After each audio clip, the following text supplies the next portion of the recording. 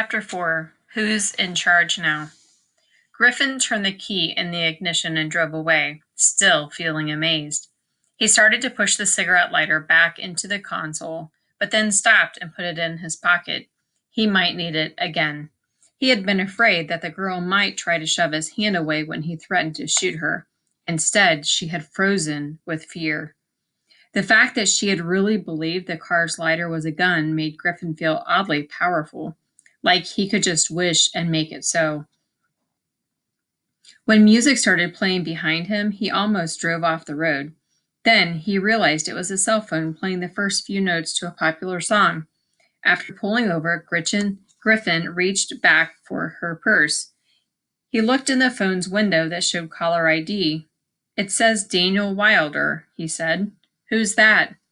"My stepmom." She gave him what he guessed she thought was a friendly smile. It was more like a dog baring its teeth. "Let me talk to her, and it will buy you some time.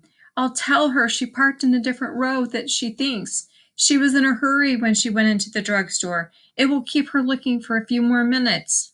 "I don't think so," Griffin said, and watched the fake smile fall from her face like a plate from a shelf. He pressed the power button on the phone until the display dwindled and went black. But even with the power off, could the police somehow trace the phone? He slid the window down and threw the cell phone as far as he could, where it landed in a tangle of blackberry bushes. Too late. He remembered his fingerprints would be on it. He had taken off his gloves to tie her up and then neglected to put them back on again. He swore under his breath. Stupid, stupid, stupid. He was just as dumb as Roy always said. Why couldn't he ever think things through? Feeling his pulse drumming in his temples, Griffin tried to reassure himself that it would be all right. No one would find that phone for years. He pulled back onto the road. When he came to a fork, he took a back way that wound between fields. Here, the houses were miles apart. He got a cigarette out of his shirt pocket and flicked his lighter. "You are not going to smoke in my stepmom's car." "What?" He was half amused, half angry.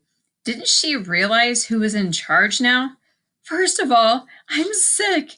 I can barely breathe as it is. Second, my stepmom will kill you if you stink up her car."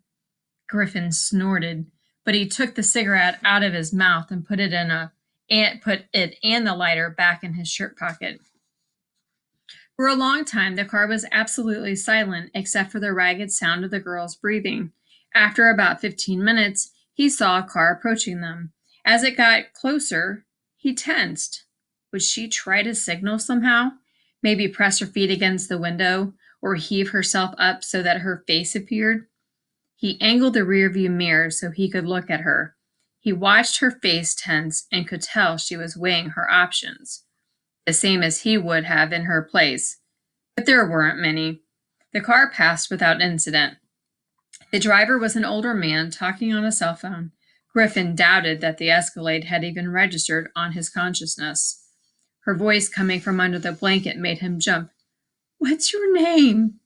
"What? Are you serious? Do you really think I would tell you that?" he countered with, "What's your name?" For a second, Griffin thought of what it must be like to be her, to be blind.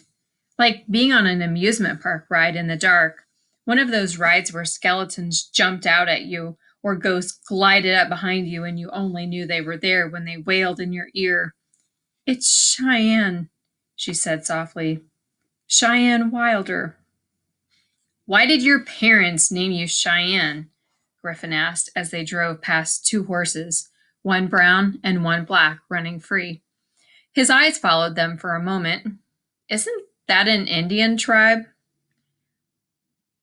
"I'm 132nd Indian, not enough to really matter."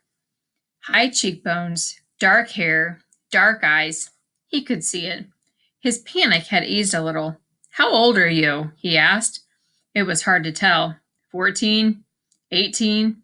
She was smaller than him, maybe 5'2", and not wearing any makeup, but she also seemed self-assured. Maybe you had to grow up fast if you were blind. 16? "How come you're blind?" Instead of answering, Cheyenne shifted and changed the subject. "Where are you taking me?" He shook his head, forgetting again that she couldn't see him. Then he said, "I can't tell you that." "Well, then, how long until we get there?" "When we do." An odd flash of memory, some vacation with his parents. His dad just drove, never taking his eyes off the road, and never answering Griffin's questions. His mom turned around in the seat and talked to him, snuck him a little snacks. They had played games like spotting as many different license plates as they could, or vying with each other to think of animals whose names started with each letter of the alphabet. Ape, bear, cheetah. Griffin hadn't thought about that trip for a long time. He looked back at Cheyenne again. Her eyes were open, but unfocused, which was kind of freaky. It reminded him of parties he had been to, people so drugged or drunk they were lost in their own world. It was weird that he could look at her, and she wouldn't know. As he watched, Cheyenne began to cough again, explosions that jerked her body around on the seat. Finally, she choked out, "Can you get me a cough drop from my purse?"